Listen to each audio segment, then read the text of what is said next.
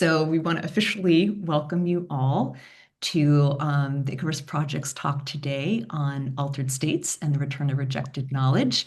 I'm Courtney Renicky. I'm one of the co-founders of Icarus Project, and I want to hand it over to Susanna. Yes, hello and welcome everybody. It's very exciting to see how many people actually took interest in this talk. My name is Susanna Hinderks. I'm also the co-founder of the Icarus Project. I am overjoyed to welcome Professor Wouter Hanegraaff, for the talk of altered states and the return of rejected knowledge. Wouter is a longtime professor at the University of Amsterdam. He's also one of the leading voices in the academic field of Western esotericism. He's published many fascinating papers and written wonderful books that I can highly recommend reading. What I really appreciate about you, Wouter, is your ability to sort of fuse scholarly precision with still a very deep sense and sensitivity of what drives us humans in trying to explore our inner worlds and bringing that into a lived experience. And yeah, having said that, I will start with a question to you, Wouter. In what was it that first sparked your interest in altered states? Okay, well, that's a very nice opening question, Susanna. Let me say first of all that I really enjoy very much being here, and thank you very much, Courtney and Susanna, for the invitation. It's really nice. It's a very interesting kind of setup. It's new for me. My interest in altered states, alterations of consciousness, goes back very far. I think probably to my teenage years, when I was studying music, because I think for me it all started with music. I've been interested in art, in music and literature for a very long time, and later started studying religion, and eventually ended up specializing in the study of esotericism and Hermetic literature and so on. And I'll be talking more about it. So what I'd like to say is that when you talk about alterations of consciousness, and I'll talk much more about it in a moment, then they can be induced in many ways. They can sometimes happen spontaneously. People just can be overwhelmed and shifted to an altered state of consciousness.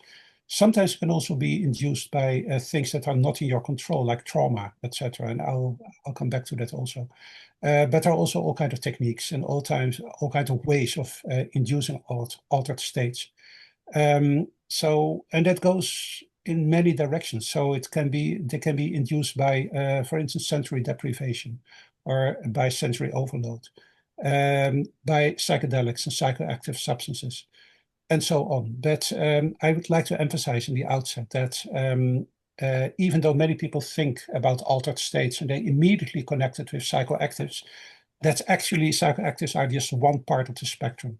The spectrum is much broader. I've been interested in the entire spectrum for a very long time, and so it began with musical experiences that I had when I was young, which sometimes had a very strong effect on me and really shifted my state of consciousness, and so on. So I've been interested in all those things for a very long time, both as a scholar and also in a personal life. So what I'm going to do here is I'm going to try to give a kind of a framework for how to talk about these kind of topics. And what I'm not going to do is go into my personal experiences, where they might come from, what I might have experienced, yes or no, because everybody has their own experiences. And but one thing that I'd like to emphasize from the outset, and I'll come back to it at the end of my talk, is, and I think it's sometimes underestimated, is that most of these experiences are extremely intimate. They're intimate. They are very personal, very individual. What you experience is what you experience only. How you can, it's always difficult to talk about these kind of experiences to other people. You usually do this to trusted people that you trust, to people that you know very well. So there's an aspect of confidentiality and trust in it, which I think is very important to emphasize. So it's never easy to talk about experiences in altered states. And sometimes it's very difficult, and perhaps it's even impossible to really, really talk about it. And I'll come back to that. So I'm not going to even try to talk about these kind of things, about my own perspective. Also because I don't think it's interesting to talk about Wouter Hanegraaff. I think it's much more interesting to talk about altered states, right? So that's from the outset, just to make that clear. But I'll come back to that point at the end of my talk. So what I'd like to do, so if it's okay, Susanna and Courtney, if I just launch into my talk, I have something, I've prepared something that should be about 45 minutes. I'll look at the clock and I'll try to watch my That will clock. be fantastic. Yeah, we'll let you know too. That's fantastic. Okay. All right. Okay. Yes, yes. Yeah, she just Okay. came on. Okay. So the title is, Altered States and the Return of Rejected Knowledge, right? So, and what I want to do, I have basically 4 circles. I'm going to talk about a larger circle first, and I'm going to zoom in to a more specific topic. Then I'm going to zoom in even more, and we end up with the 4th circle, so to speak. I go from out to in, and I'm going to zoom in more and more. So I begin with talking about rejected knowledge.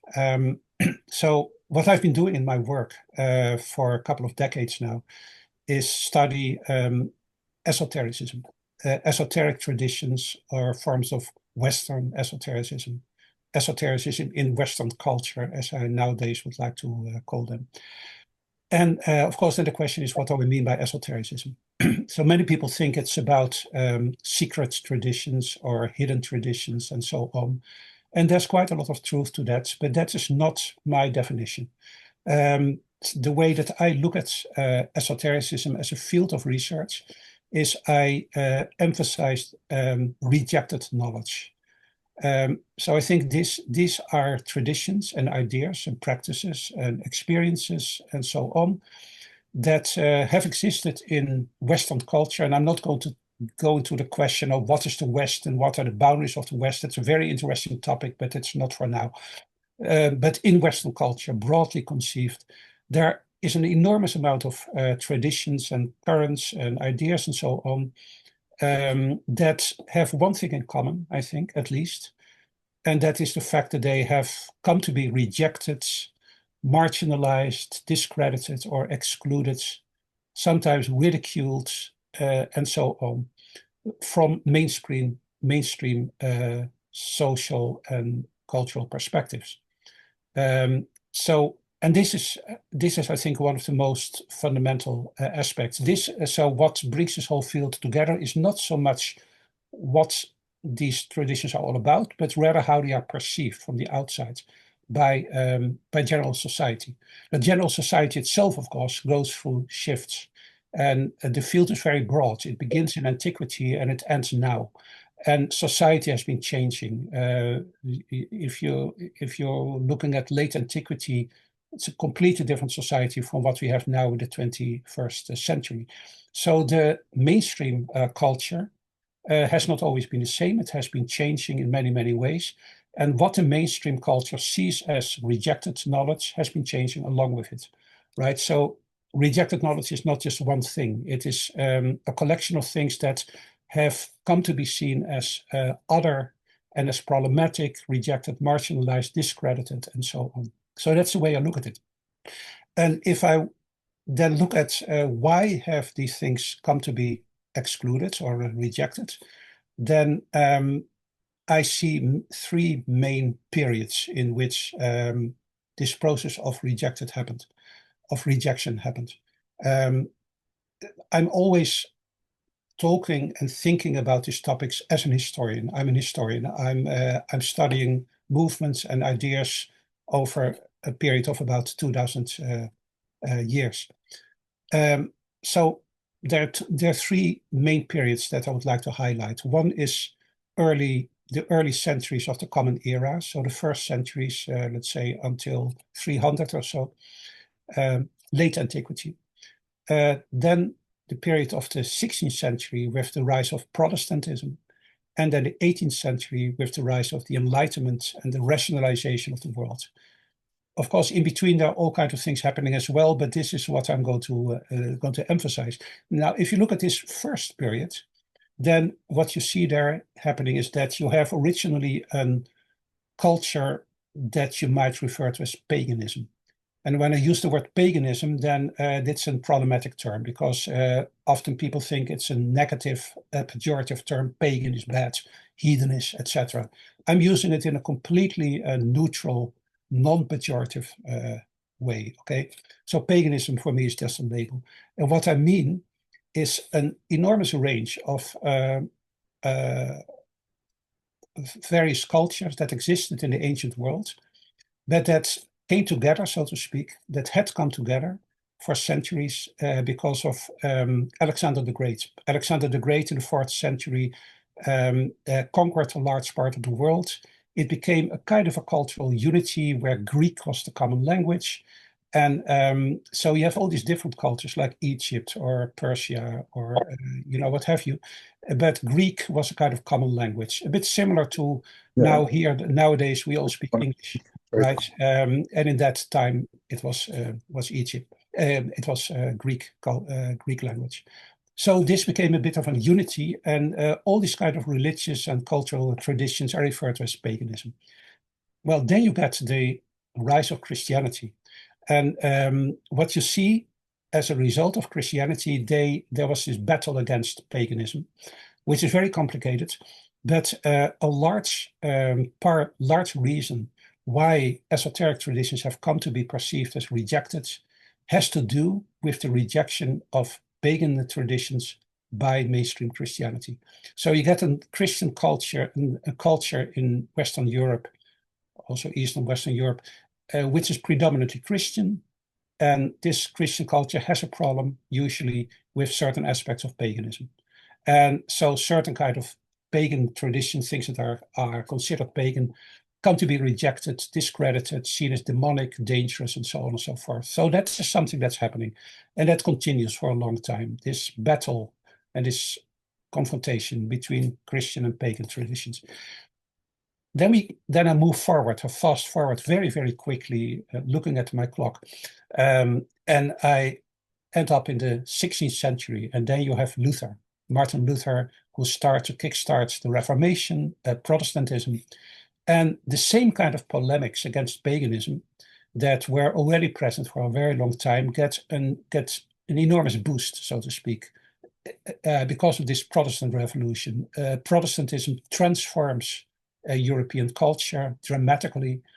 And now the Protestants are criticizing paganism and all its aspects. But now, for them, paganism also includes their primary enemies, which is Roman Catholicism. So now the Catholics are pagan, and you can see this, for instance, in the fact that in the Netherlands we have the so-called Beeldenstorm, so the destruction of church images. So you have all these Protestants moving into to Catholic churches, breaking down images because images are idolatry, and that's pagan, and that's bad. And there are all kinds of other aspects that could be talked about. This battle against paganism gets sharpened and strengthened very, very much so because of Protestantism. So that's a second aspect of the rejection of all kinds of knowledge, because Protestantism starts to become an enormous influence in dominant Western culture. Then we move from there forward, and many things happened. You get the scientific revolution, you get all kinds of things that are happening, but we finally end up with the Enlightenment in the 18th century, the rise of rationalism, the rise of modern science, and so on. And here, what you see is that the same kind of polemics against pagan and rejected, perhaps heretical kind of traditions gets picked up by Enlightenment thinkers as well. But now, all this kind of rejected stuff is described not so much as dangerous and demonic, like the Protestants would say. These are demons behind it. No, for them it becomes, basically ridiculous. If you still believe in these kind of ancient ideas, these pagan ideas, then you're uneducated, you're stupid, you're irrational, and so on and so forth. So the argument is no longer this is dangerous, real stuff. There are real dangers lurking there, behind all these pagan traditions. No, now the idea is that it's all delusion. It is all nonsense. People have to get educated by science and rationality and understand that all of this stuff is nonsense. I'm, of course, simplifying, but that's the basic kind of argument. So, and from that moment on, so after the 18th century, well, the academic traditions that get professionalized after the 18th century, that create modern society, modern academic institutions and so on, start teaching the general public that all this stuff is bad, it's stupid, it's irrational, and so on and so forth. And so that's what we've all inherited. We are living in a society that stands on the shoulders of these traditions. And so we have all learned at school to look doubtfully at this kind of stuff. And this is, I think, the basic background why all this stuff is seen as one thing, esotericism. Actually, it's very diverse, but it's seen as one thing, and it is seen as disreputable, vague, irrational, superstitious, and all these kind of terms are being used. But at the same time, what happens is there's a strong reaction against this Enlightenment perspective. And a lot of people who are attracted to this stuff say, well, if the Enlightenment and the official academy rejects this, and I have my problems with the academy, and I have problems with Enlightenment rational thinking, then maybe what they reject is actually what I would like to embrace. So now, of course, so rejected knowledge becomes alternative knowledge, an alternative to the mainstream. It becomes attractive and interesting and fascinating, etc. And that's how we get here. That's how we get to the modern contemporary perception of esotericism as rejected knowledge.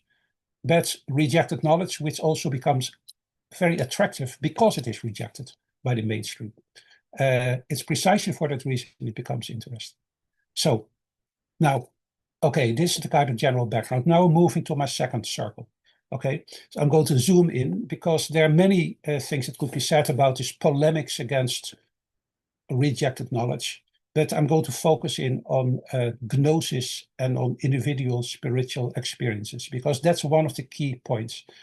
One of the key topics that are being questioned and rejected and problematized are the very strong emphasis that you find since antiquity in these pagan and related traditions on strictly individual spiritual experience. So the idea that you can actually find the truth, that you can find out about divinity, about God, about ultimate questions of what the world is all about, not by just using your rational mind and using your senses, also not just by listening to religious authorities like priests or theologians, but you might have access to it yourself directly through your own consciousness.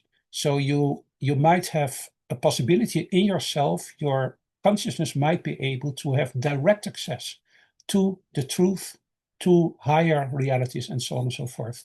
Well, a very popular term that's often used in this regard is gnosis.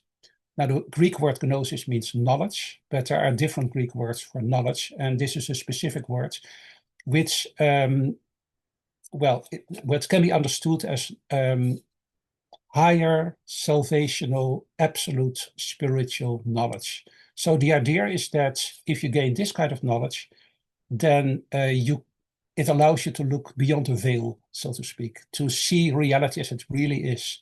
You will no longer be deluded by appearances, by just external appearances, or by external authorities who tell you all kinds of things. You can see for yourself what it's all about, what reality is all about, and you can see divinity directly or spiritual realities directly.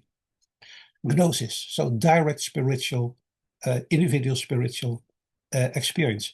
Now, this kind of gnosis and related kind of knowledge have been problematic for mainstream culture throughout the past 2000 years. So if again I go through these three key periods, and I start in antiquity again, then in the first centuries of the Common Era, what you see is this battle of the emerging forms of Christianity, the kind of Christianity that eventually becomes Orthodox, that actually becomes the church, so to speak, against what is seen as Gnosticism.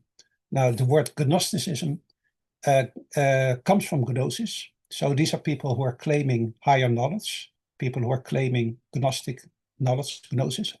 And there is this kind of perception, this increasing perception that you see in the church fathers, that there is the true doctrine of Christianity, and you have the opponents of that doctrine, false Christians, heretical Christians, who rely on direct gnosis, but this gnosis is false. It's deluding.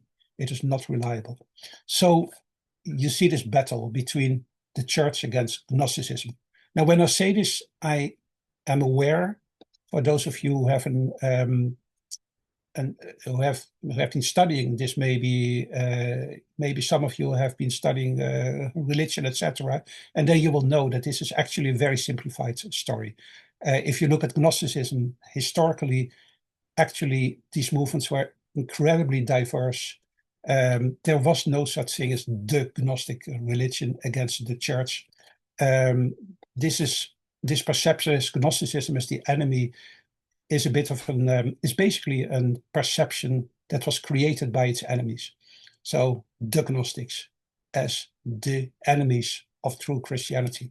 It's actually much more complicated, but it is true that the reliance on gnosis, on direct spiritual experience, was very fundamental to all these kind of movements that Orthodox Christianity came to oppose. And again, I'm tempted to make all kinds of footnotes. Because it's not the case that church fathers and so on always excluded gnosis. There was also some room for accepting it. So there are many footnotes that have to be made, but my time is limited. So the general picture is like this: the battle against gnosis. Okay, and you see something similar then if you move to the second key period of Protestantism. So the Protestants were fighting against the Roman Catholics. But the Roman Catholics had this church hierarchy. So you had to rely on the authority of the priests, of the priesthood, and ultimately of the Pope.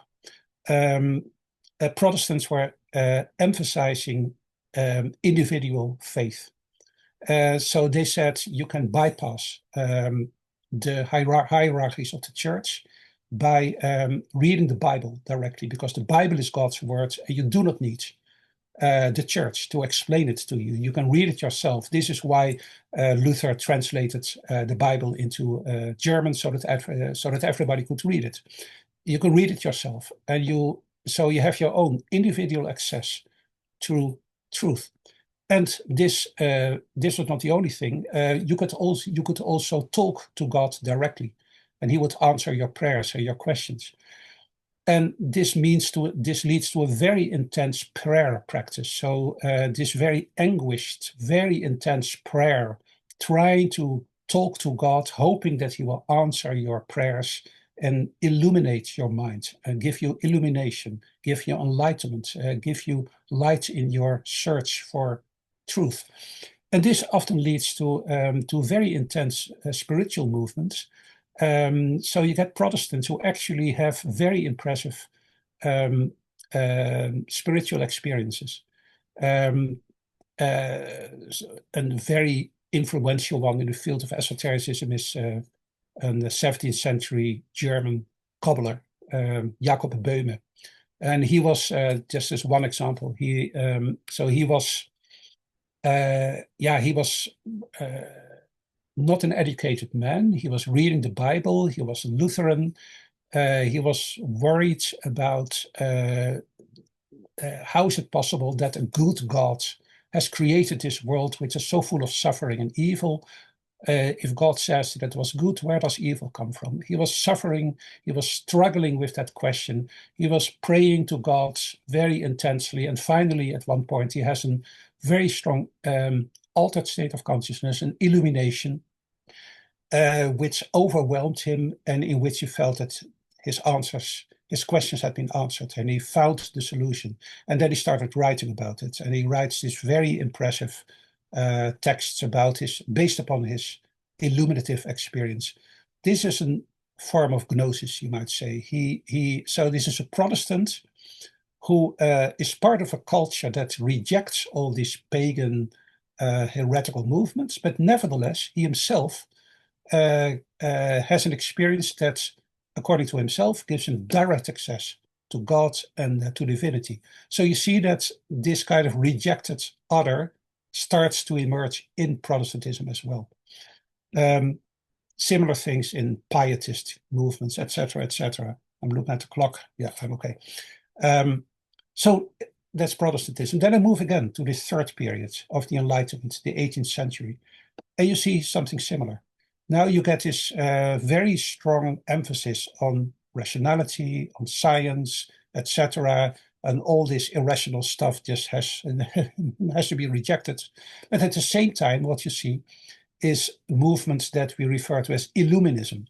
And it's a bit funny because enlightenment means, well, you see the light, right? By the rational light, by enlightenment, your mind is enlightenment.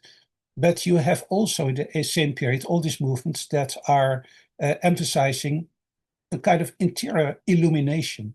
So they also see the light, but it's a different kind of light. It's not a light of reason, it's a light of divinity that they have access to by means of very impressive spiritual experiences that they're having. And there's a whole movement of this kind of counter-enlightenment kind of spirituality that relies very, very strongly on altered state of consciousness, alterations of consciousness. I'll come to them in a moment, which lead to visions, to unitive experiences, and all kind of forms of experience that you can call gnosis, so direct spiritual experience.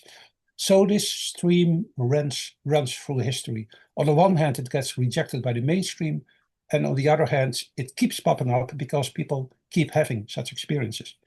So, okay, now we had the movement of rejection knowledge, and then we have the actual presence of spiritual experiences in all those rejected movements. Now, then I come to my third circle.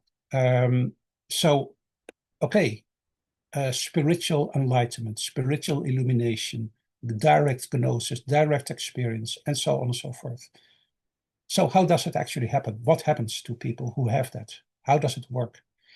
Now, I am, I'm fascinated by this topic. I've been fascinated with it for a very long time. As I said at the beginning, it began with the fact that I had some very strong experiences myself when listening to music as a teenager or in my early 20s, when really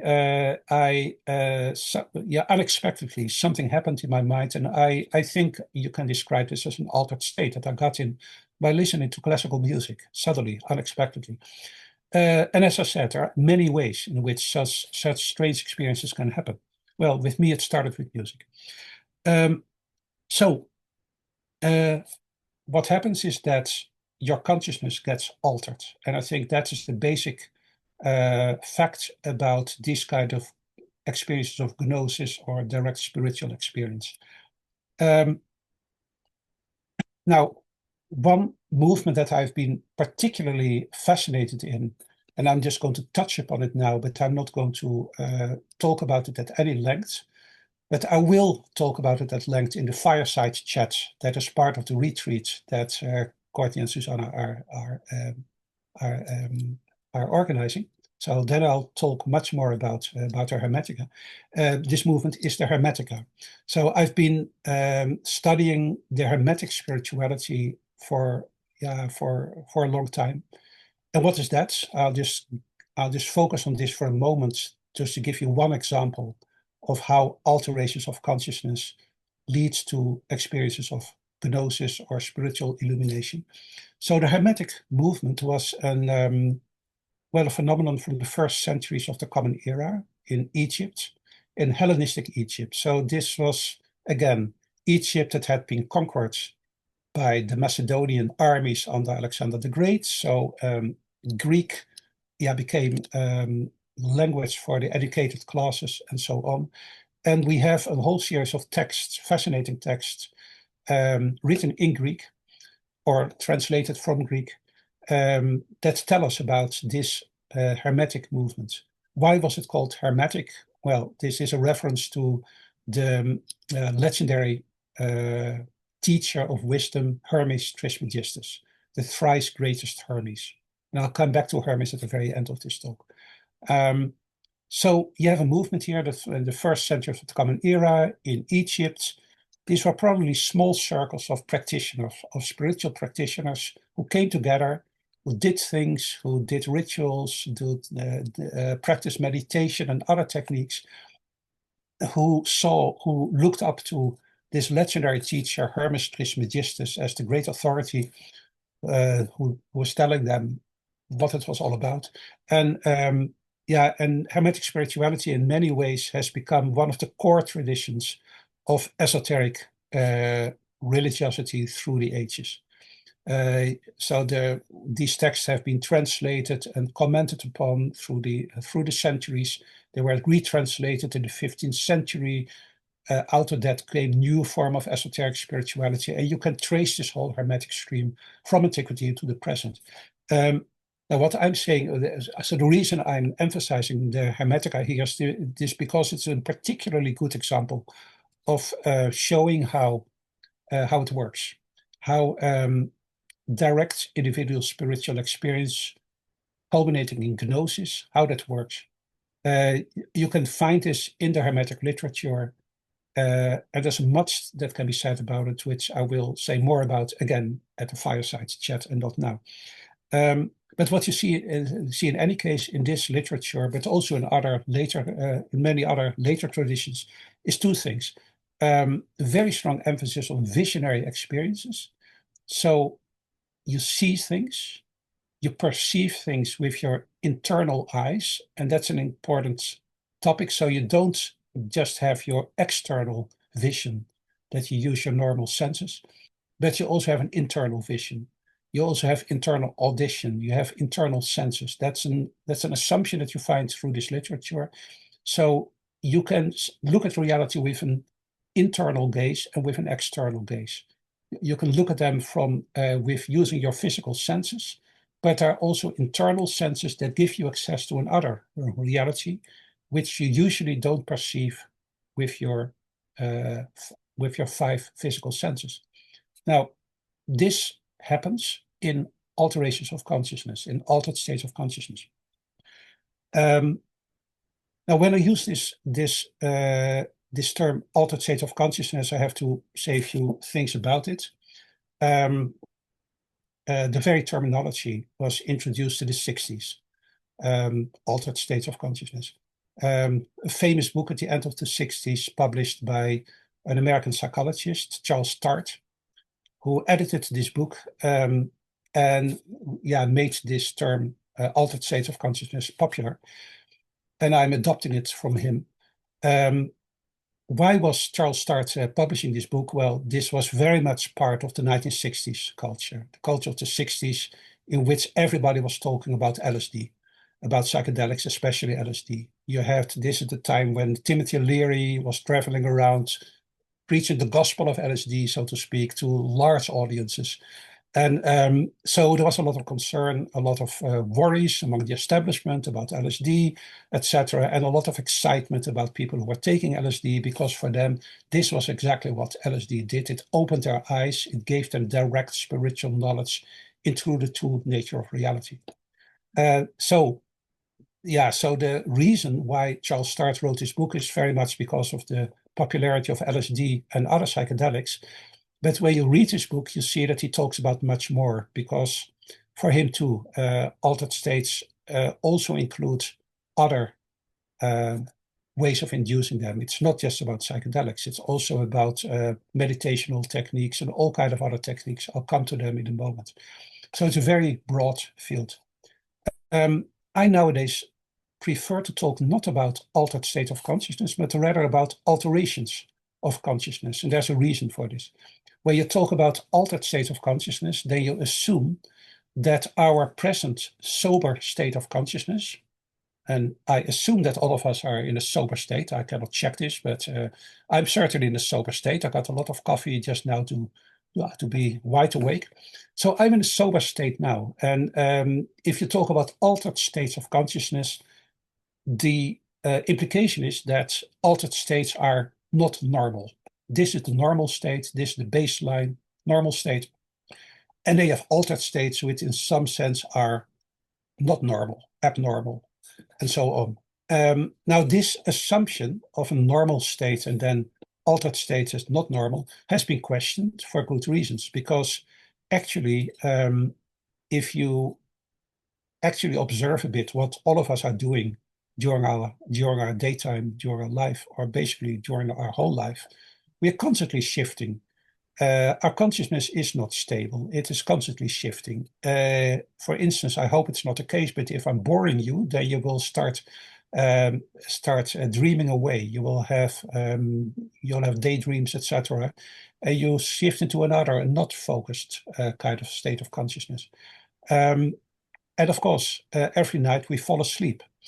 So we enter into a radical altered state of consciousness, which is very normal to us, and we call it sleep. And we have dreams in which we perceive things that we do not perceive in our normal consciousness. So altered states of consciousness are perfectly normal occasions. We all have them every night. If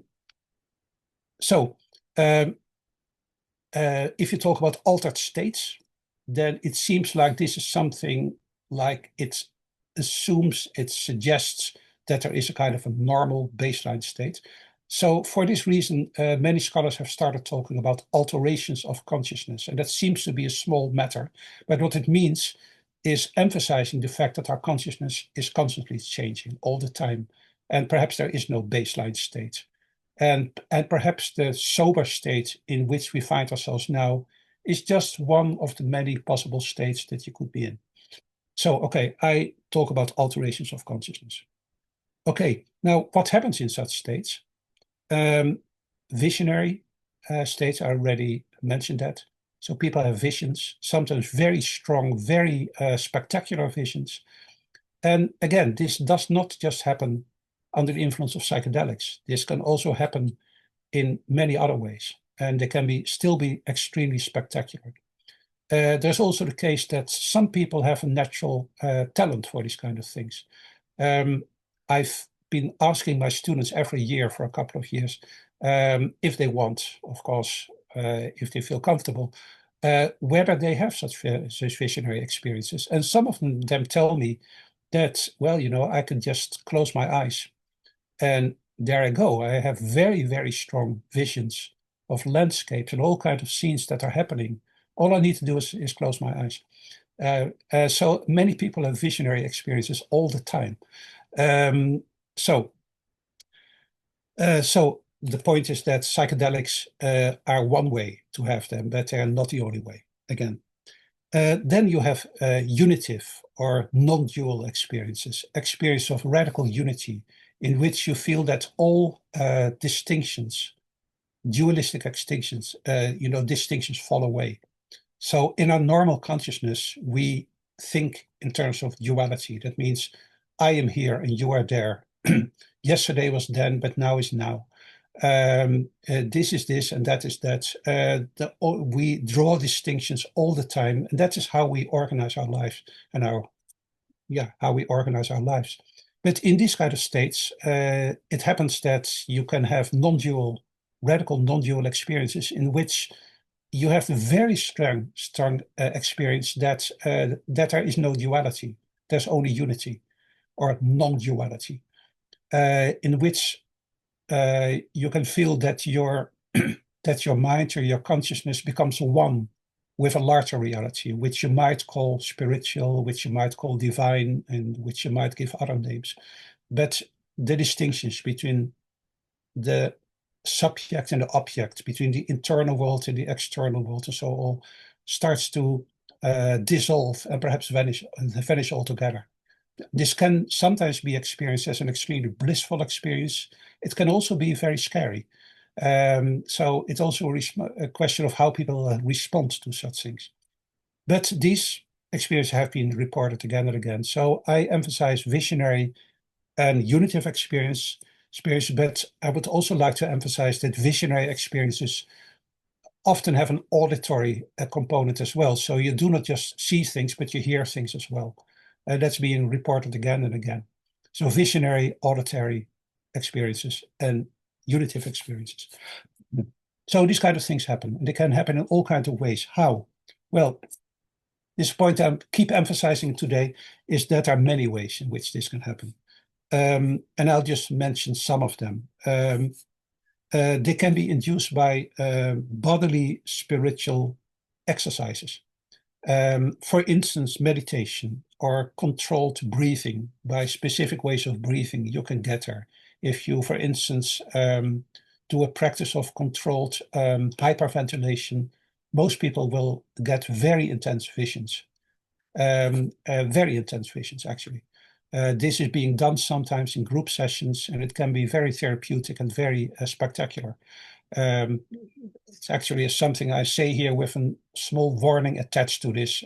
Don't necessarily do this at home, because this can actually be very spectacular and very strong. It's better to do this under guidance. But you don't need psychedelics there. You can do this with your breathing. So meditation, controlled breathing, and there are other techniques that are used. And for instance, I think those kind of techniques were being used, for instance, by Hermetic practitioners in ancient Egypt, but they have been used later also by many other practitioners. For instance, the great 18th century visionary Emanuel Swedenborg talks about a kind of circular breathing. We do not know that much about it, but he had a certain breathing technique that allowed him to have visions that, according to himself, brought him to heaven and to hell. So he could walk around there and travel through heaven and hell. And this was connected with breathing. Okay. Then there are ceremonial practices, which might involve incantations and evocations. And it's one thing to talk about ceremonial practices. It's another thing to actually do them.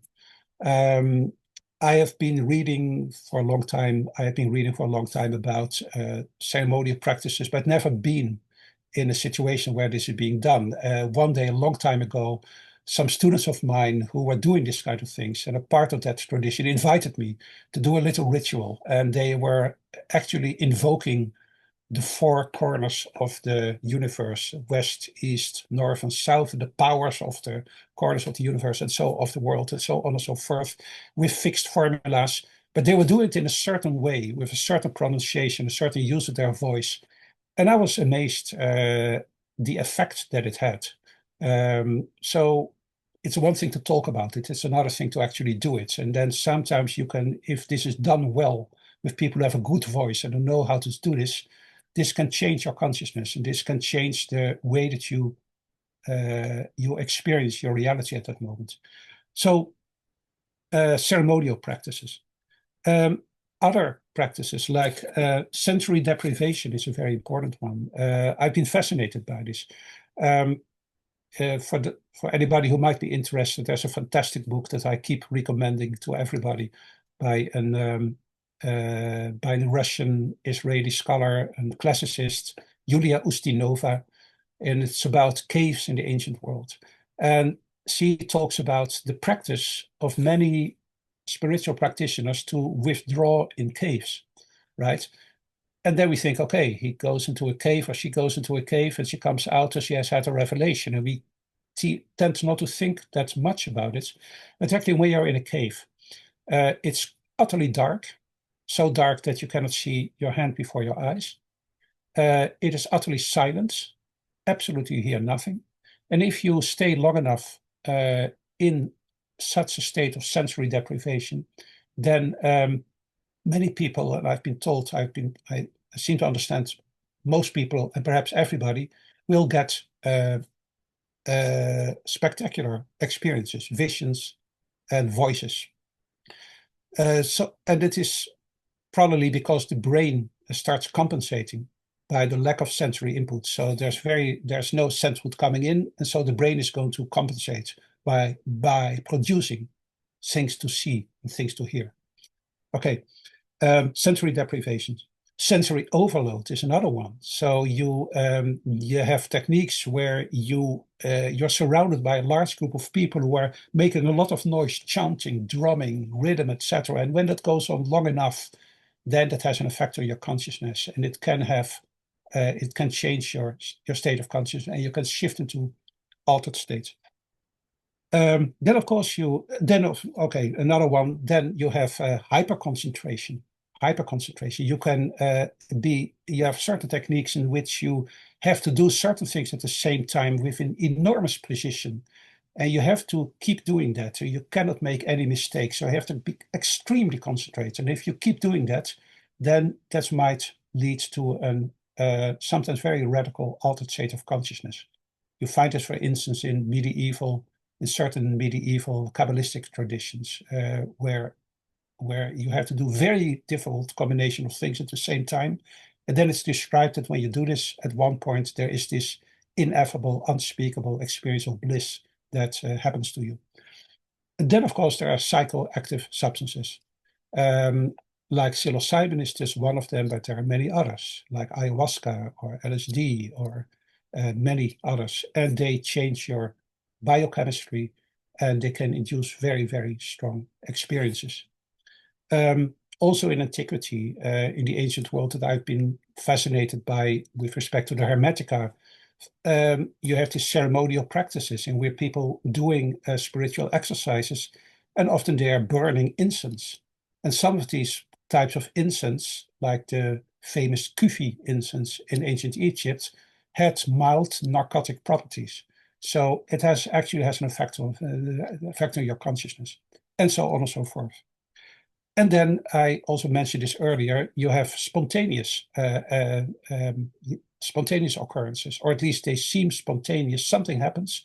Sometimes some kind of switch is turned, and somebody is overwhelmed with an experience like that. I mentioned Jacob Böhme earlier. Well, this was prepared by anguished prayer and struggling with the meaning of existence and so on and so forth. But there came a moment when he was watching a tin vessel that was standing on the table of his study.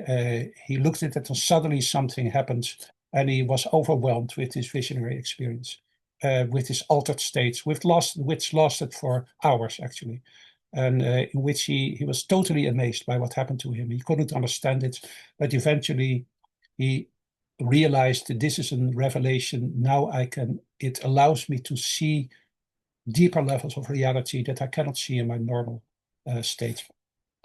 And finally, I would like to mention trauma, sometimes underestimated, but traumatic experiences can induce altered states, very dramatic ones sometimes.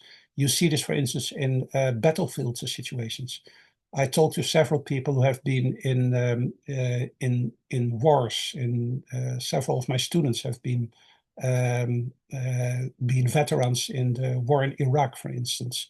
And people tell me under those extreme situations of stress and trauma, the weirdest experiences are reported by people. So that's another aspect. So, okay, I have to move on now to my final points, to my final circle, to the smallest circle. So alterations of consciousness, I think, are key to understanding the claim that in spiritual experiences we gain higher, deeper spiritual insight. But what kind of insight is that? What kind of knowledge is that? What do you get to know? What do you get to see or understand in altered states? Now, I think the first thing to call attention here is that I'm speaking English, and we are talking English here, but English is a rather poor language when it comes to talking about knowledge. There's a very fundamental distinction that you cannot make in English, but you can make it in French and German and many other modern languages. And that is between, in German, for instance, so look at Susanna, that's your language, kennen and wissen, right? And in French, you have connaître and savoir. These are two different understandings, meanings of the word knowledge. Wissen or savoir means propositional knowledge. So, for instance, I've been to the White House in Washington. I just mentioned something. I've been to the White House and I know some things about it. I know I have a lot of knowledge about it. I've studied it. I know it's in Washington. I know what it looks like. It has so many rooms. It was created, it was built then and then by those and those architects and so on and so forth. A lot of things I can know about the White House in Washington, right? That's all savoir, that's all wissen. But it doesn't mean that I know the White House because I've actually never been inside. So I do not know the White House from direct experience. But Joe Biden and Donald Trump, they know the White House because they're working there, right? They are there and they know the White House. They can claim that I know the White House because they know it from direct experience. That's one example. But you can also talk about, I know Susanna, I know Courtney. And then also you talk about knowledge by acquaintance. I know them because I've met them, which is not the same thing as knowing all kind of information about Susanna or Courtney. That's a different kind of knowledge. Now, the kind of knowledge that we talk about in spiritual experience like gnosis and so on belongs to the knowledge by acquaintance type. It's really of the type of, I know this because I've been there, I've experienced this. This is not propositional knowledge. This is not scientific knowledge. This is not logical knowledge. This is about knowledge by experience. Now, if I then try to explain what happens in altered states of consciousness or in alterations of consciousness, if I look at my present sober state of consciousness after a cup of coffee and all that, then, there are certain things that I can know in this state and certain things that you can know about me in this state. You can look at me on the screen, you see what I look like, you see that I'm carrying glasses and so on and so forth. You can hear my voice, you can understand what I'm saying, I hope, and so on and so forth. So there's a lot of knowledge that you can gain in this sober state. But just imagine that at this moment you would be under the influence of psilocybin and you would be sitting in front of your screen and you were listening to me talk and watching me. I would look very different to you. I would really look different. My face would look different. It would take different shapes. You might find it difficult to understand what I'm saying, or you might hear me saying things that I do not mean to say. You might hear nuances that I'm not aware of. There might be many things that you notice actually that you do not notice right now because you are in a sober state. Different states of consciousness lead to different states of knowledge. And this is why I talk about altered states of knowledge. If you are in a psilocybin state, for instance, you are in an altered state of knowledge in which you can know things that you cannot know in your sober state. And the other way around. If you are in a sober state, there are things you can know that you cannot know in the psilocybin state. In this state, for instance, after closing this session, I can start reading an academic book, or I can start sitting behind my computer and write a scholarly article with a lot of technical stuff because my sober state allows me to do that. If I would be under the influence of psilocybin, I could not do that. I might write something, but that might not be what would be accepted by any kind of academic press, and so on and so forth. There are things I can do in this state. There are other things I cannot do in that other state, and the other way around. It goes both ways. So both states allow you to know certain things, but at the same time make it impossible, hard, or very difficult for you to know other things. And that goes both ways. This is about knowledge about the world. So you might know things about the world in a sober state, and you might learn things about the world in a different state. You might learn things about other people in this state or in that other state. And you might learn things about yourself in this sober state. And you might learn other things about yourself in an altered state under the influence of maybe meditational techniques or breathing techniques or psychoactives or any other kind of technique. So now what you get to know in a specific state, I think is specific to that state. And this is a point that I'd like to emphasize. The same Charles Sturt, who published this famous book, Altered State of Consciousness, has written a couple of articles that have been neglected, but I think are actually important, in which he talks about state-specific knowledge. State-specific knowledge. And what he means is that it is possible that in a sober state, there are certain kind of knowledge that you can only get in that state. And the moment you move into another state, you might look back at it and you might no longer understand it. But it also goes the other way around. So you take the case of psilocybin again.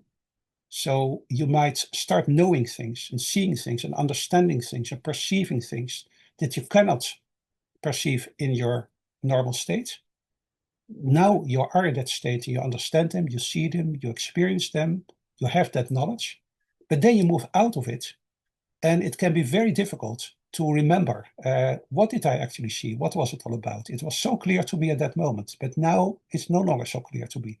I thought I saw the riddle of the world, and maybe I did, but now I'm in this state, and I'm no longer so sure. So it is very difficult to carry the knowledge, the specific knowledge that you get in one specific state, to carry that over to another state.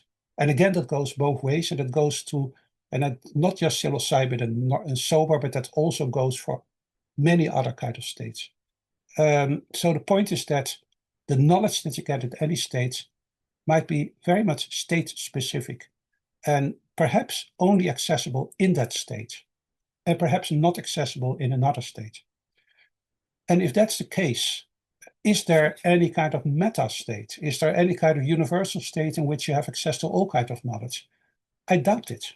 I actually doubt it. It's possible that you can always only understand things in one specific state, and can compare them with what you learn in another state, but there's no kind of universal meta state in which you can get an overview and finally conclude what is true and what not.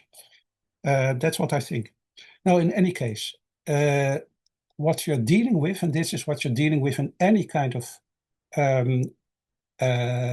experience of altered states, whether induced by psychedelics or by any other method, is the problem of translation and communication.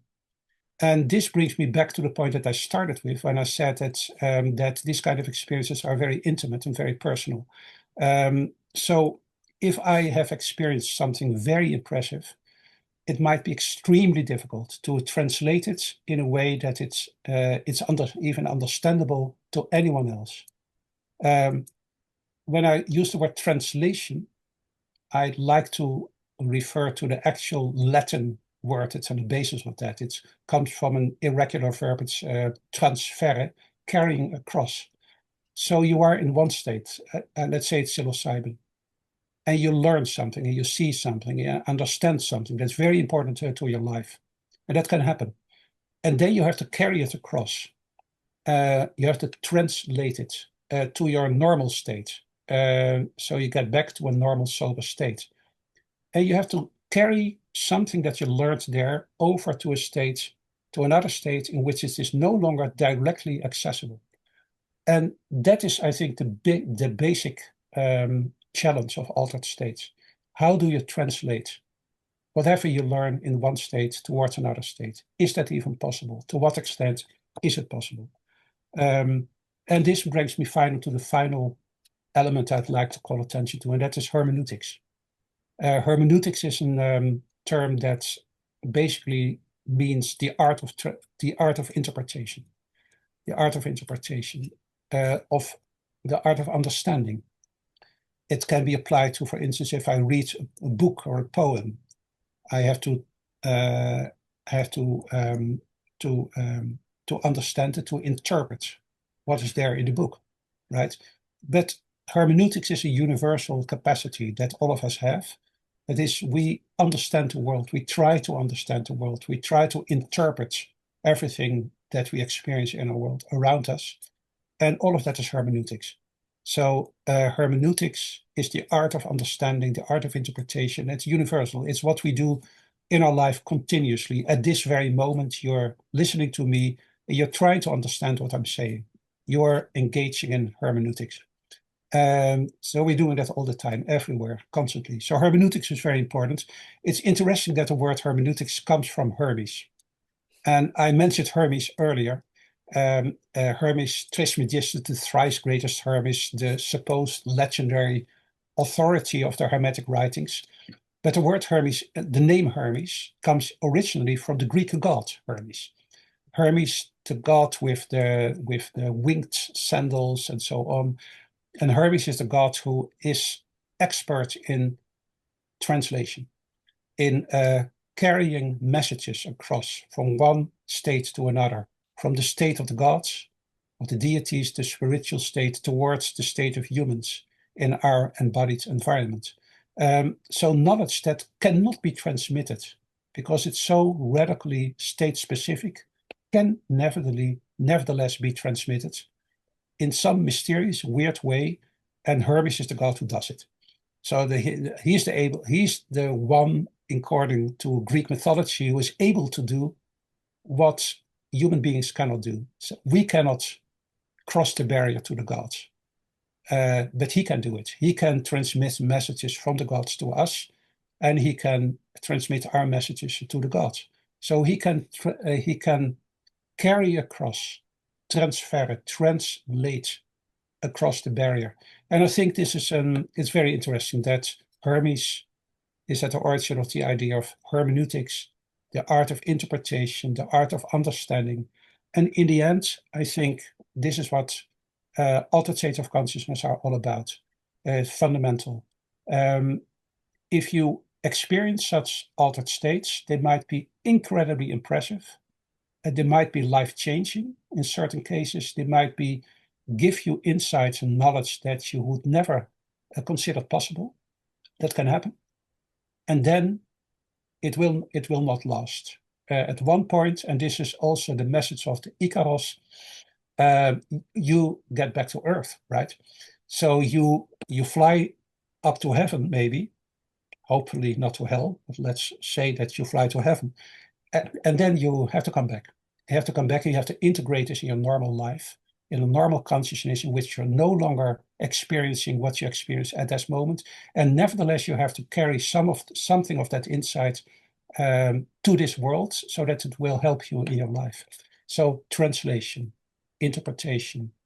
And finally, I think the most important part in my view of thinking about when you talk about altered states is the issue of dialogue.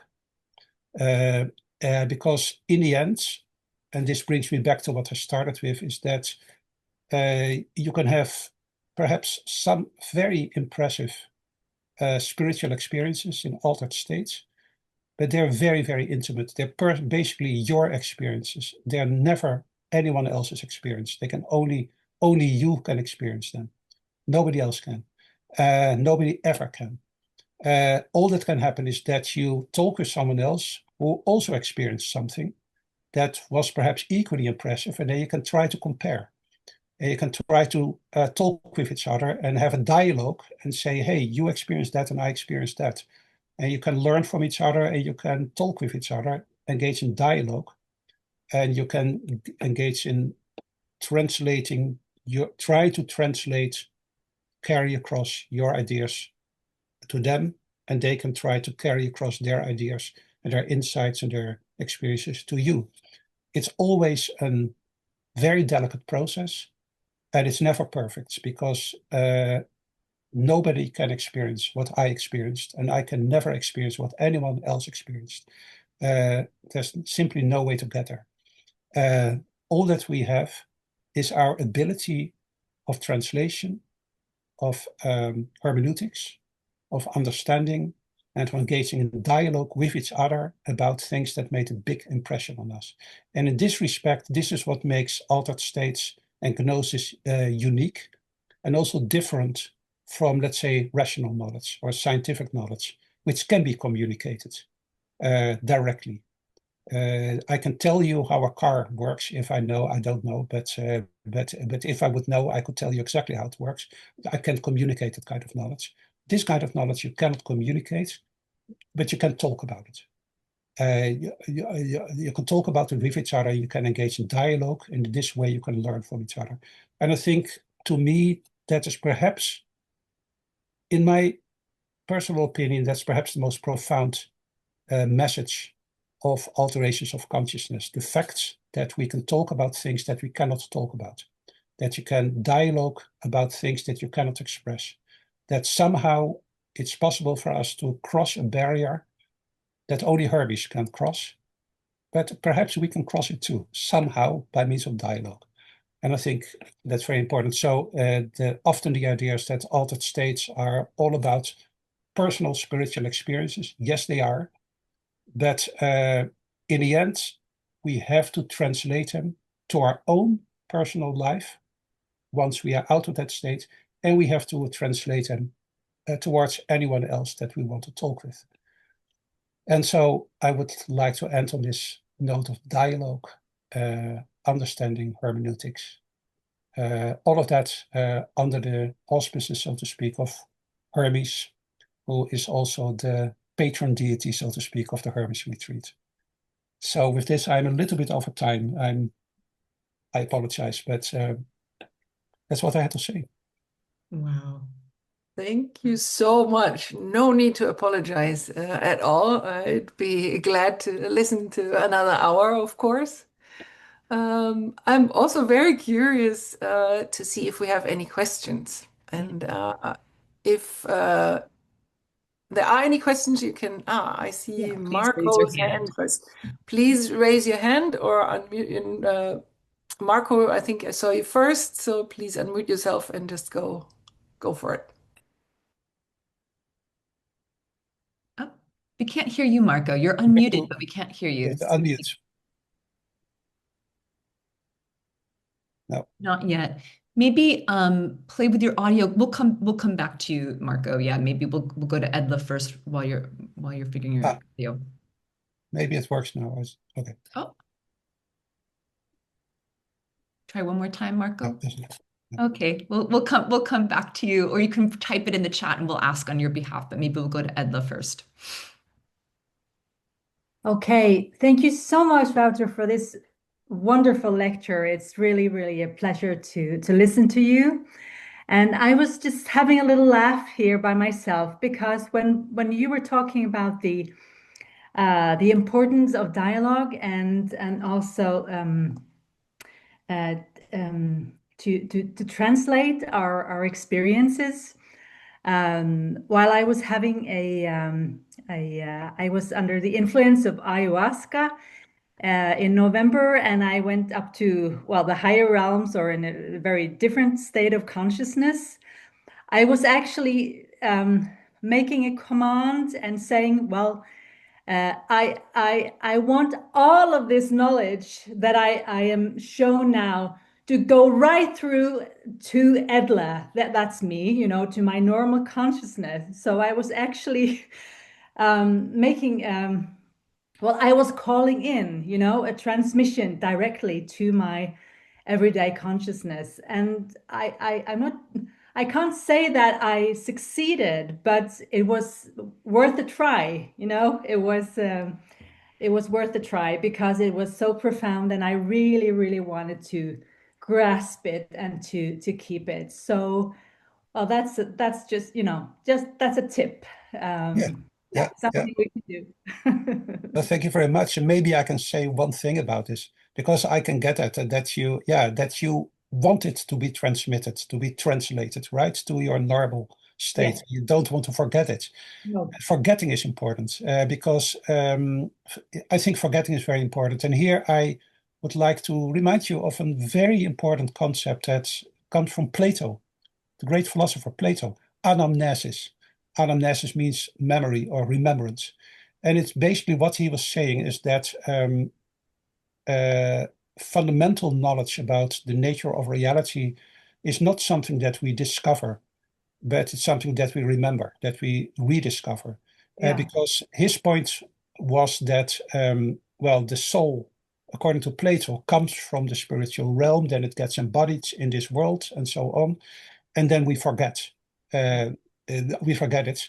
And knowledge, true knowledge, is anamnesis. It means remembering. So it is not scientific knowledge or something. It is remembering a truth that we've always known, but that we had forgotten.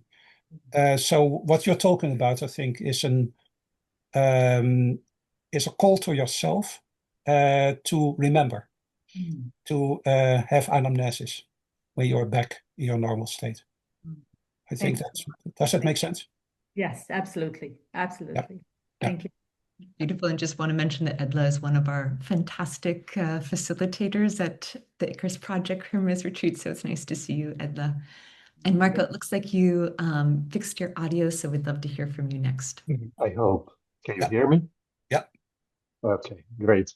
Thank you for the organizers, and thank you, Professor Hanegraaff, for this extremely stimulating introduction to the field.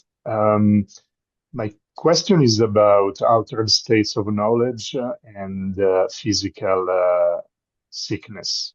I guess, like everybody who has experienced it occasionally or even just once an altered state of knowledge, these states bring with them a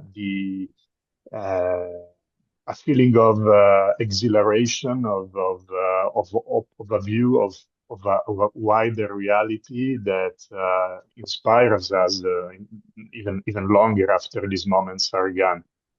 But then, when we instead experience a moment of physical sickness, and I'm not even talking about life-altering conditions, I'm just talking about basic things like a flu or a gastritis, at least me personally, I don't know about others, I feel that I am completely reminded of how much my existence is based on my physical being. And when I have a gastritis, I am light years away from approaching a view of unity with, or a vision or a feeling of unity with being. So my question is, I am afraid that our capacity to experience altered states of knowledge is very much dependent on our bodily health. And further, I am wondering if our capacity to experience altered states is also perhaps following a life pattern that reaches a peak when the body is at its maximum level of physical health and development, and necessarily declines as the body ages. I hope I am wrong, but my direct experience tells me that it might be so. I'm curious to know your feelings about this. Thank you. Yeah, thank you very much. It's a very interesting question. I think there are two things that come to mind immediately for me. One is that sickness itself can induce altered states. And I'm reminded here of my favorite writer, Thomas Mann, the German writer whom I admire very deeply. And he talks again and again throughout his work about, that's a German word, Steigerung. I don't know, Susanna, how would I translate that? Steigerung. It's not easy to translate. So he is fascinated by sickness, and many of his works, his novels, are about sickness, and then what it does to you, and that it can induce a state on a kind of elevated state. Maybe I can call it that, Steigerung. So I think that. So I mentioned trauma, but I think that the relation between sickness and altered states has to be explored, and is actually very, very interesting to look at. So that's one thing. And another thing that I was thinking of listening to your question is the fact that experiences in altered states, they're routinely called spiritual experiences, right? But there is this kind of joke that you probably know. I'm not a human being having a spiritual experience. I'm a spiritual being having a human experience. And And a kind of variation on that is saying that actually so-called spiritual experiences are actually bodily experiences. If we had a purely spiritual experience, we would be dead. Any experience that we have is physical, including psychedelic experiences, because they do something with your brain and with your body, etc., etc. They are physical experiences. They are not spiritual experiences in the sense that you are detached from your body. You're in your body. You're embodied. So you're experiencing them in your body. Now, to what extent the life cycle, also getting older and maybe you're becoming subject to illness, etc., might have an influence on the ability that you have of experiencing certain states? To me, that's just a fascinating question to which I have no answer.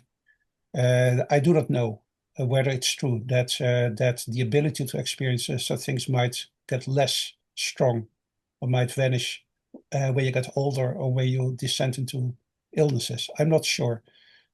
I doubt it.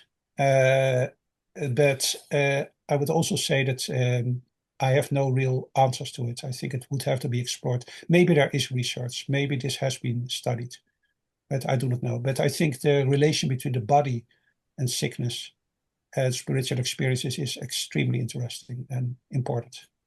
That at least I would say. I hope that's a bit of an answer. Thank you. Thanks, Marco.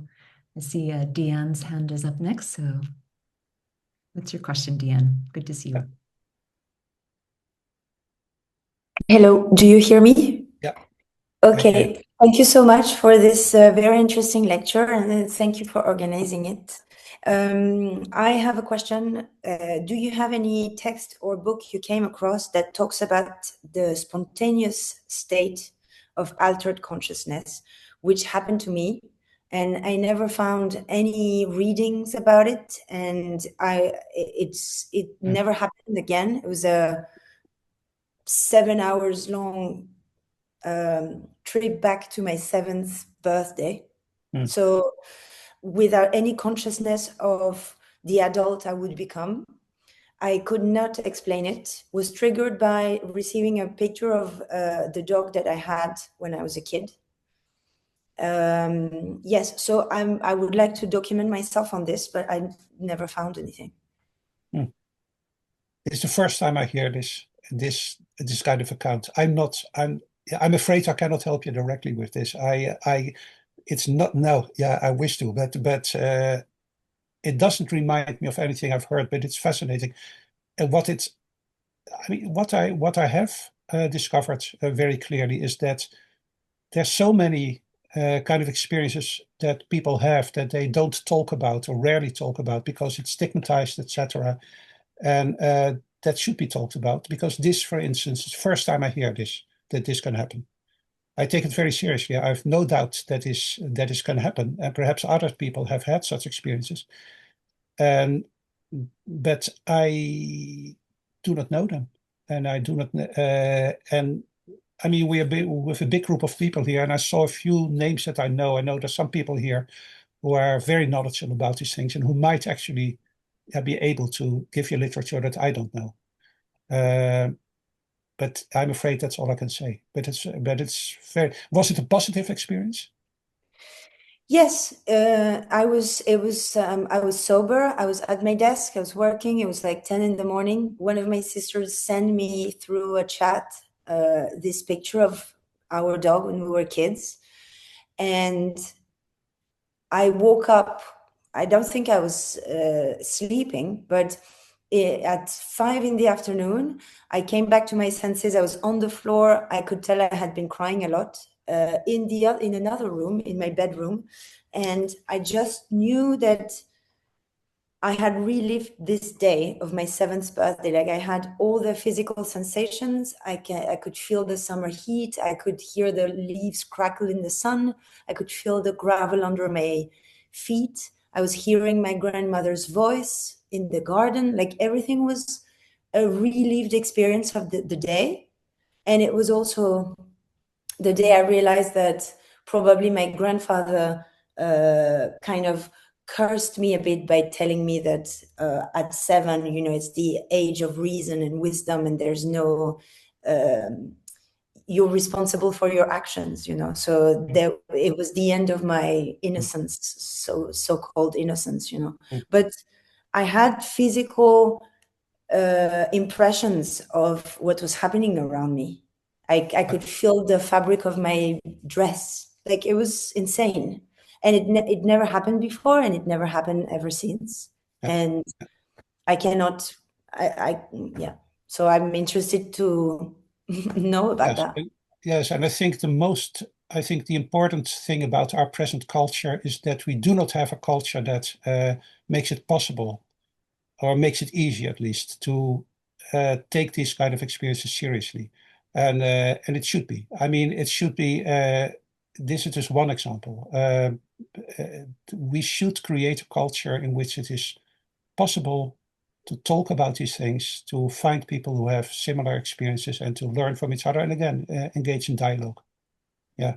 If I might add something, I think that I was in a very unhappy, difficult situation, and probably my unconscious wanted to show me that I needed to change. Like, when I came back to my senses, I thought that I needed to reunite my adult self and my child self, because this child was bold and happy and full of life. And so, yeah, so probably is my brain telling me this is not the right way. But yeah, anyway, thank you.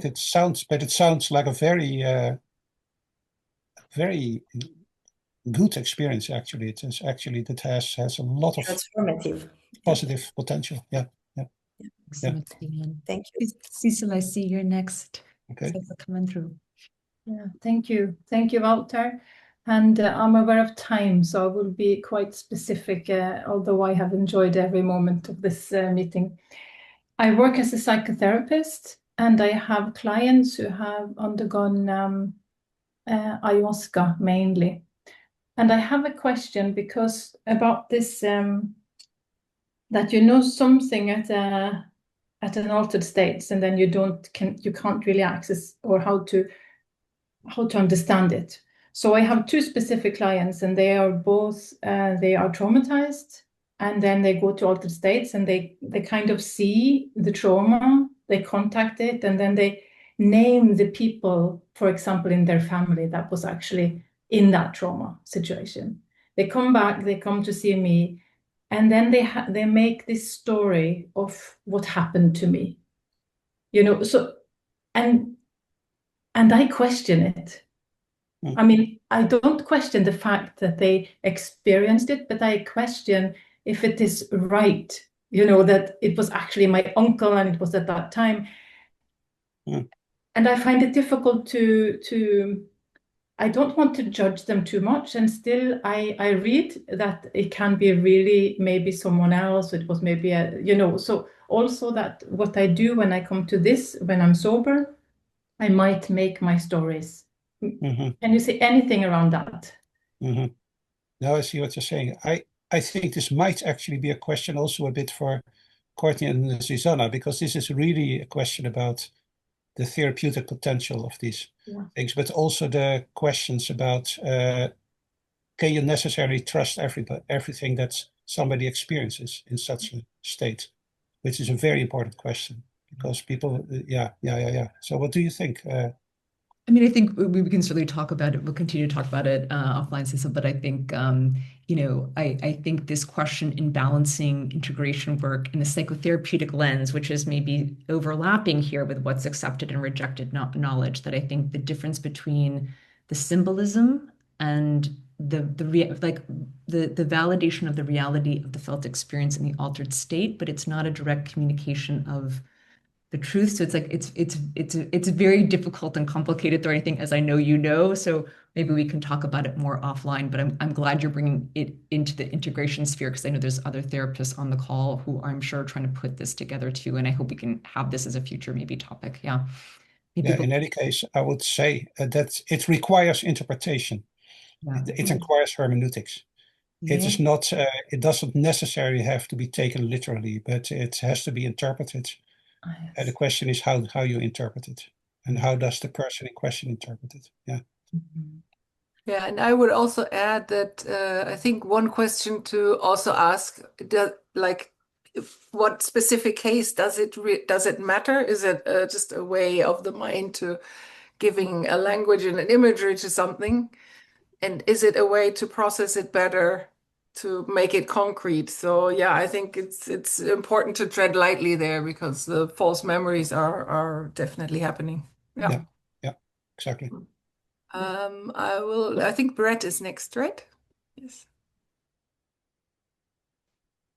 Yeah, thank you. And thanks, Wouter, for a really stimulating talk. I have a historical question. So, for a while, I've been working on traditions of core shamanism, particularly as they come out in the 1980s through the work of Michael Harner. And as I listened to your talk, I mean, often these traditions are lumped in with nature spirituality or some such, but I really see resonances with Western esotericism as you're characterizing it, particularly as rejected knowledge, as appeals to particular kinds of knowledge that comes through altered states. In this case, stimulated by sonic driving, sound not music, but sound specifically inducing these journeys, these ecstatic journeys. So one of the things that's come out for me in my study of the popular materials in the 80s is a real debate over the kind of state that you're going for.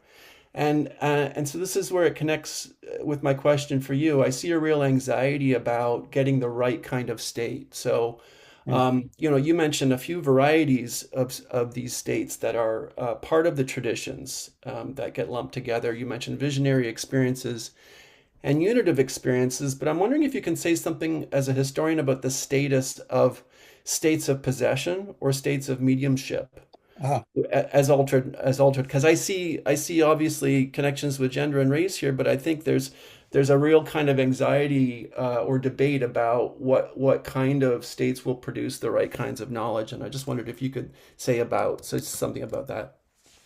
No, you're quite right. I think it's a very good question, and maybe I should have mentioned it at least, that mediumistic state and possession states can be part of altered state of consciousness. Definitely. I mean, it's a whole kind of worms. I don't know where to start. I want to keep it short. But no, it's definitely true that in altered states, it can happen that there is at least the experience to the person themselves, or maybe to outsiders, that some other entity comes through, so to speak, or not just so to speak literally, that another entity comes through, that there is some presence that is not the present, not the consciousness of this person who has the experience, but something that comes from somewhere else. I think it's one of the most fascinating questions about altered states, how to assess that, how to interpret that. And of course, it brings you immediately into the deeper question of, do you believe, are you willing to assume that there is a spiritual world in which those kind of entities exist? What does it mean for your worldview? What does it mean for the way that you look at the world generally? Do we assume that these kind of experiences are ultimately psychological, in the sense that they can be reduced to internal psychological processes? It just looks as though some entity comes through. Or do we assume that there are these entities out there and they come through? I think it's an extremely difficult question. I'm a very strong advocate. Let me say this. I'm a very strong advocate of what I call methodological agnosticism, or even radical agnosticism. I do not think we can know ultimately whether those entities exist or do not exist. I do not think that we have any scholarly or academic or other kind of or rational or philosophical ways of establishing the question: is there a spiritual reality out there that may contain entities like angels or spirits and so on, or not? I do not think we know. I think ultimately it's a question of things that we experience and how we interpret these experiences. And if I take my my argument to the logical conclusion, my argument about the state specificity of altered states, then it means that there is no meta level in which I can establish, oh yes, there is a spiritual world with spirits or angels. All we have is that there are specific states in which you experience spirits or angels, or perhaps demons, whatever. And there's another state in which you don't experience them. And what does that mean about the ultimate nature of reality? I have no idea. And I do not think that anybody has an idea. I think we can only have beliefs about them. So, yeah, I would say on a phenomenological level, these things happen. I've seen them happen. I've seen those states. It's weird. It's very, very, very strange. And I don't know what to make of them. That's the honest answer. Wonderful.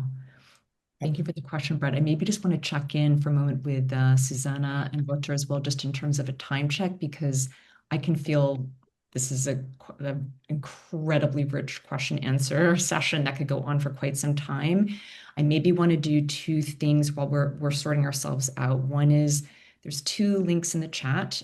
One is for a general feedback form, just to give us feedback about the talk today, so we can bring you more of these kinds of conversations, like this phenomenal talk by Professor Hanegraaff, and for the mental health professionals, a link for continuing ed. Susanna, I'm just thinking, because of time, I'm very aware that Martin and Adrian have, I'm sure, wonderful questions, but I'm wondering if maybe now we may kind of end our formal part of the talk. I'm wondering if even maybe just because of time, instead of going onto the screen to show the slides about the retreat, maybe what we'll just say is that, in addition to these talks are part of our idea about having these altered states of consciousness, in our case through psilocybin, but having community talks by experts and in multidisciplinary fields to help us try to make this bridge to do what Hermes does, to translate back and forth. So if you're interested, we'll be getting lots of information from us, I think, already about our website. So please come check us out. So maybe, I don't know, Susanna, how we want to kind of wrap things up, because I see Martin's hand, I still see Adrian's hand, but I wonder if we just say an incredible, yeah, Wouter, please, yeah. Well, all I can say is I will go with the flow. I'm not in any hurry, so but it's up to you guys what you want. This is what I'm thinking. What should we continue? Should maybe what we should I do? think it would be fair to the people that still have the hand up. So from my side, I think there will be a follow-up email. Okay. The recording will be sent. So I'm fine to go. Martijn is, I believe, next. And thank you, Wouter, for hanging in there with us. Let's do that. Yeah. But I'm aware some people's got to go. So yeah, thanks. Yes. Yeah, Martijn. Okay, well, thank you. And thank you, Wouter, for your very interesting talk. I was on the subject that you just touched, where you were talking about experiences of people with basically spirits outside yourself. I was wondering, and you also mentioned Hermes, the god Hermes, during your talk. I was wondering, are there many examples of people who basically had this kind of role, where they feel like, yeah, I am getting messages for other people from something outside. I need to pass that. Do you have examples of that in your literature, and how right were they? That's what I'm kind of... How right they were? Yeah. I do not know. I really cannot tell. There are many examples. Many people report such things. But do I know whether they were right or not? I don't know.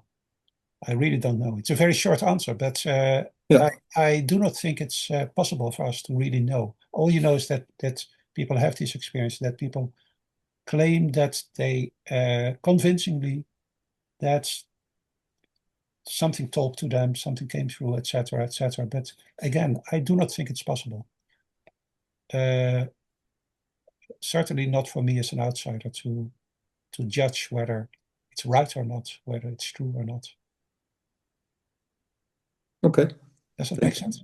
Yeah. It makes sense that it's hard to tell, and you don't know. It's only probably the person who was told the message can know where it was right or not. I was just wondering how often it happens. But yeah, I understand. Thank you. You know, it's very natural that people, sometimes people have such strong experiences that you think, this is true, this is the truth. And then they want to tell everybody because it is so completely compelling to them. But then you have someone else who has a very different experience and also thinks, this is true. Everybody has to know about it. And then you have two different reports about ultimate realities that conflict with one another. And who's going to decide who is right? Not me, in any case. Thank you.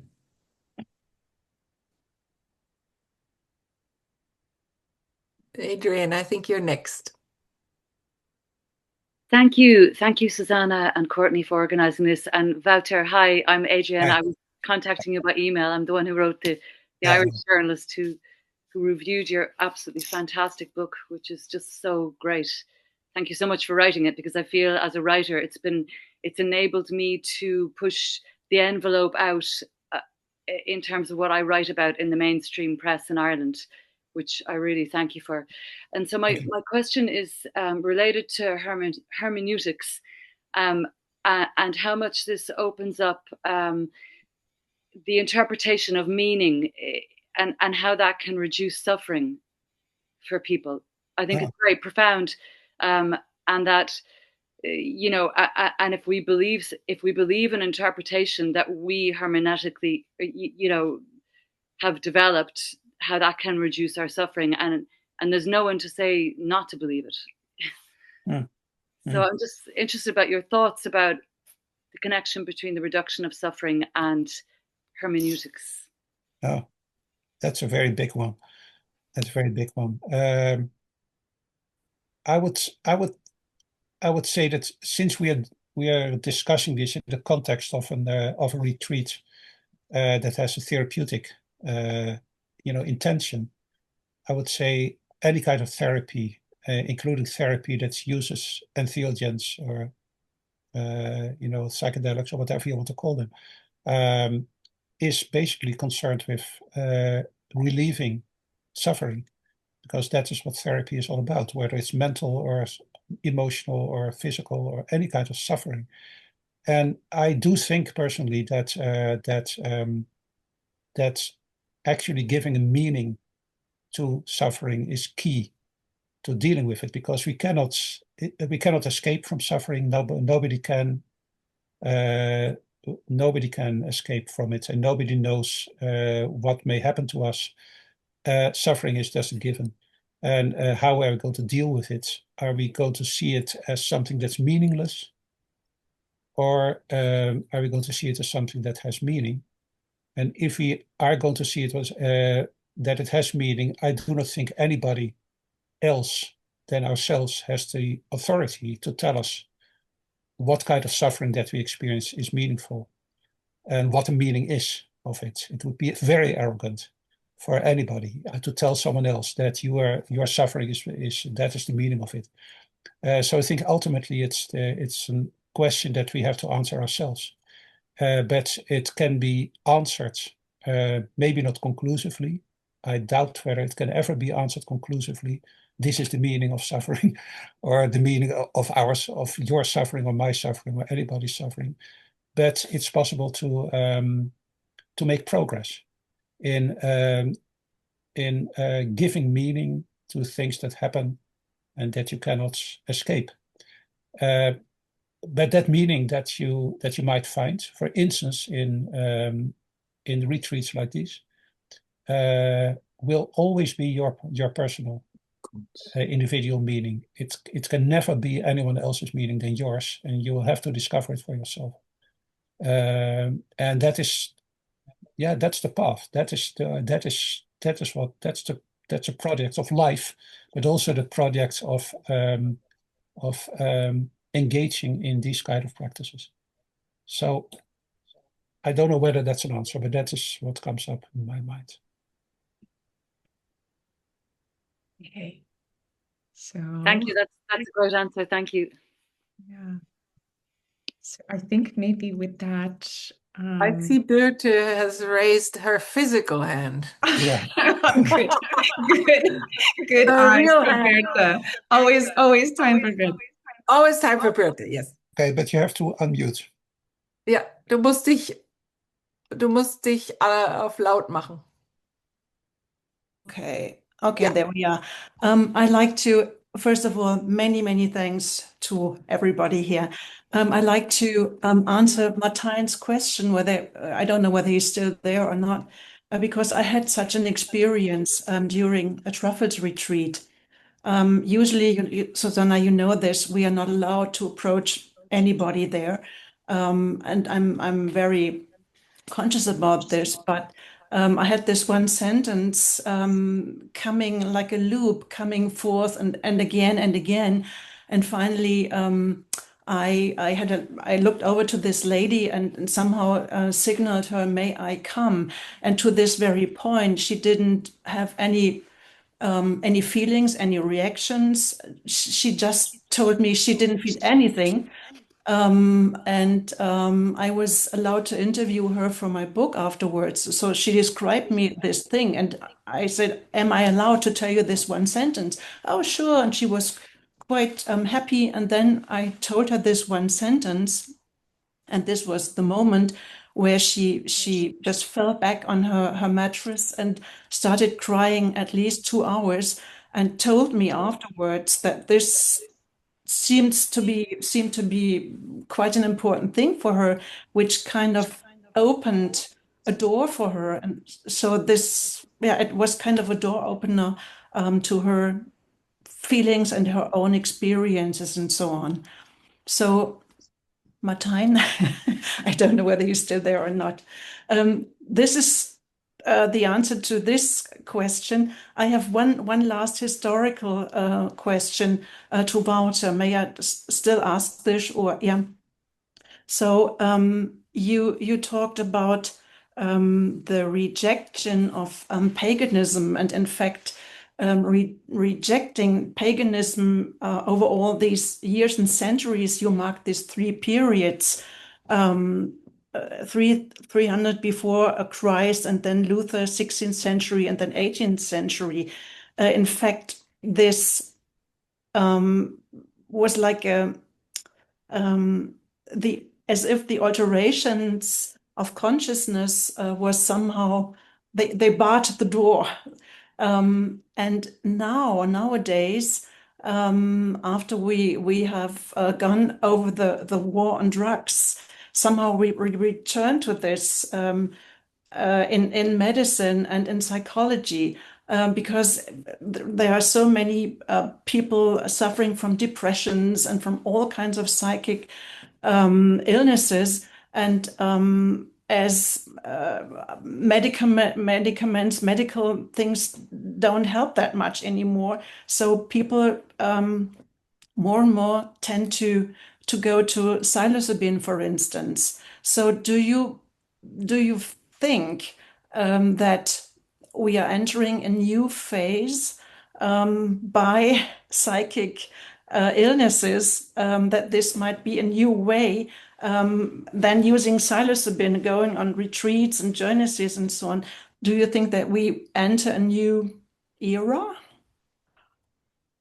Well, it's possible. There is this whole famous psychedelic renaissance that people keep talking about. At the same time, what you see is that psychedelics very much is becoming commercialized and becomes dominated by profit, by companies that are for profit. And I find it very worrying because, of course, there is these things have to be organized, and that cannot be done for nothing.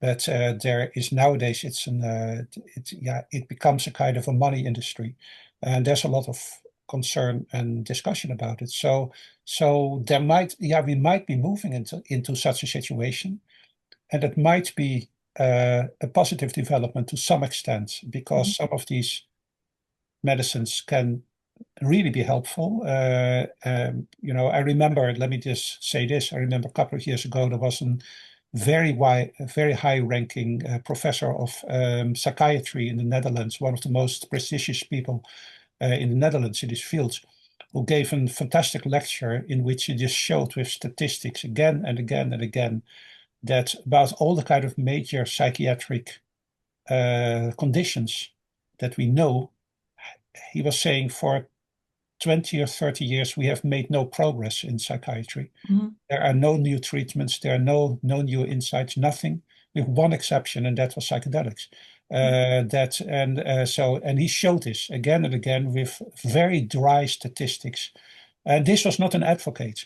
This was a general professor of psychiatry. This is not somebody who's selling some kind of selling selling anything. He was just showing the statistics, and he said it's the only thing that seems to make a difference. And we do not know why, partly, but it does. So he was making this argument very, very strongly, very convincingly. And so I think that might be a very good development. Very, very good. I mean, there are for specific conditions like depression or trauma, etc. It is, I think, the evidence is very convincing nowadays that this can really, really help and work. At the same time, I'm also worrying about the implications of the commercialization of the whole thing, and because it is very well known that psychedelics and psychoactive, plant medicines, etc., do not just work because of the substance itself. It also has to do with the famous set and the setting.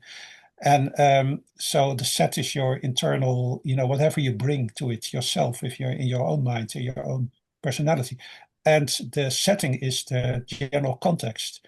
And I feel that if the context is very clinical and you know that this context is basically there in order to make money, I assume that this will have an influence on what actually happens in the treatment. I'm not happy about this, but it is happening. So it is happening. So it's very hard to say what's it going to say. I'm not a prophet. I do not know what's going to happen. I think that there's a lot of potential there. As far as I can tell, based upon all the evidence I know, I give this professor as an example. At the same time, there's also the commercialization of everything, which I think is problematic. And we'll have to see. Okay. So I hope that's an answer. Yeah. And I'm thinking, should we take Evie? I don't know if you're there, but maybe that'd be our final. What do you think? Like the grand finale. So Evie, I don't know if you're there. Maybe come on screen to let us know if you're there. Or unmute. Might have been a raised hand by accident. Yeah, maybe Evie, if. Okay, so it might have been just an accidental push. Oh, here we go. I figured it out. Fantastic. I'm glad we had some patience. I'm so sorry. And you pretty much, I think, just answered the question that I had, but I've built up so much anxiety waiting to ask it. So I feel like I might as well get it out, flush it out of my system. And also thank you for staying late as well and letting us interact and ask. So I don't know if it's so much a question as much as it's just a comment, but I used to experiment with psilocybin more in my 20s, and I found that I wasn't using it for any therapeutic purposes, but I found that after every experience, I was left with a sort of like I felt like I had all the answers for all of my troubles at the time. Like I felt very just content, and it seemed like it had sorted out a lot of my problems and a lot of what was going on in my life. And basically I was just wondering if like either if it's a placebo or if it really is therapeutic, because I wonder if it just, as you were saying, like if it just magnetizes what you're already feeling, what you're already thinking about, so it kind of just focuses on that. Or again, like if it is truly healing you, I wonder if it's just because it's a sort of refresher, if it's because you were able to take a step out and kind of see everything from a completely clear view. And then sort of a second part of this question is that in 2015, I had this sort of self-brought on traumatic experience, unfortunately, and I have gone to therapy for it. It's been quite some time, and yet I noticed a couple years afterwards when I was experimenting again with psilocybin, that traumatic experience happened during my while I was under the influence. And then because of that, I became very, very scared to allow myself to enter into any sort of altered consciousness. And since then, I have had one more experience, and I noticed it was better. It did leave. And then that also makes me wonder, was it brought up because I was still wanting to experience it, or was it brought up because it's something I wanted to flush out of my system, get rid of, or is it just something where time heals? And unfortunately, it's just something that you do have to acknowledge and face. And then again, as time moves on, then you're able to learn from it and then hopefully never have to experience that again. And then I can continue with my experiences in an altered state and get back to that place where it was a positive experience. Well, I think that there's a lot to be said about this, and maybe also some things that Susanna and Courtney might like to say. From my side, I think one thing, I think, hearing what you have to say, is that when it comes to psychoactive substances like psilocybin or other psychedelics, this stuff does not heal you. That is not what it does. It's not like it is going to heal you. The only thing that it can do is that it might help you to heal, which is not the same thing. It is not like, it's not a magic bullet. It's not a medicine that you take and then it heals you from your traumas or your problems. But it's a kind of substance that can open doors and can make things possible. That will make it easier to heal and makes it possible to heal. But in the end, it's still you who has to do that work, and either or not in collaboration with others, with facilitators, with therapists or whatever.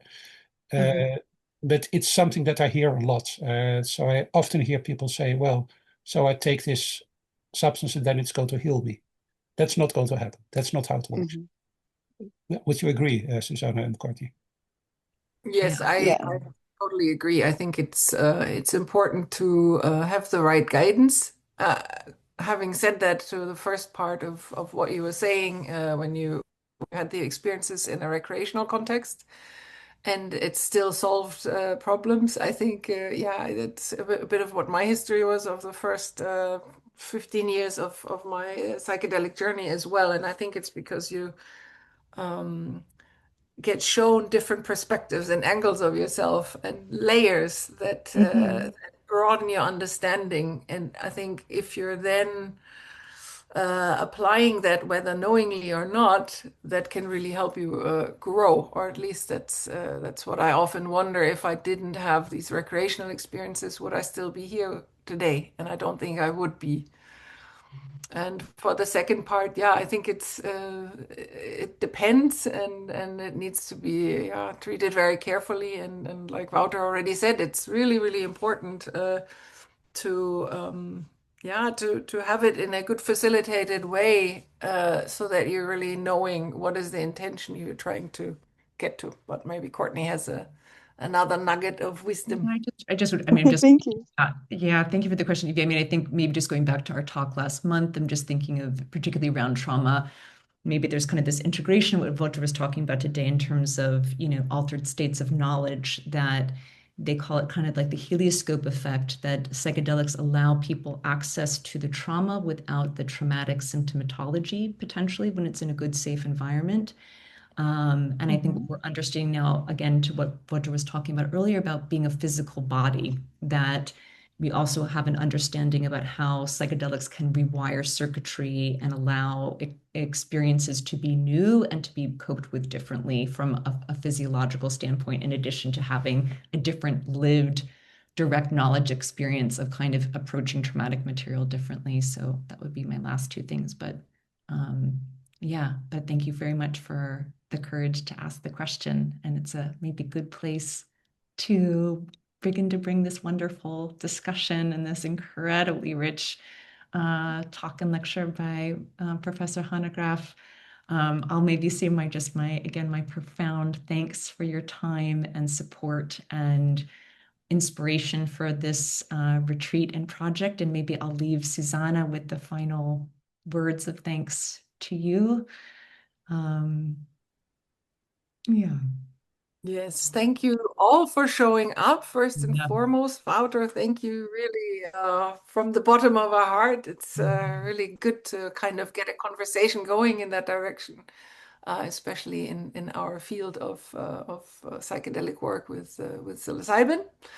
I'm looking forward to more. There will be, of course, also a follow-up email going out with the recording and the links that Courtney mentioned before. Okay. So maybe on that note, we will say, yeah, Wouter, I don't know if you want the final word as well.